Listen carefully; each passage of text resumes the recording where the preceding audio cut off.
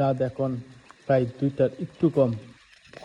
দেখেন এই সিটি মুরগিগুলো একদম চুপচাপ বসে আছে, কোনো সাউন্ড নেই, ঠিক মতো খাইতেছে, পানিও খাইতেছে।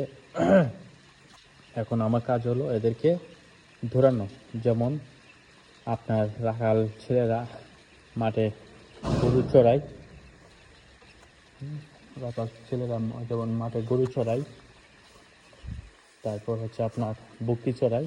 আমার কাজ হচ্ছে, আমি প্রবাসী, আমার এখন মুরগি চড়াইতে হবে, মুরগিকে দাওয়াই দিতে হবে, মুরগি রানিং করতে হবে পকেটে এই বস্তার মাধ্যমে। এটা করলে কি হয়, সে জগিং করে, বুঝছেন, স্বাস্থ্য ভালো থাকে, ঠিকমতো খাবার খায়, ক্লান্ত হয়, বেশি বেশি পানি খায়, খাবার খাবে, তখন ওজনটা তাড়াতাড়ি বাড়বে, তখন বস খুশি হবে, তখন বস মনে করেন যে আমাকে ভালো পাবে এবং আমাকে টাকা বেশি দিবে। আর এটাই আমার নিয়মিত কাজ।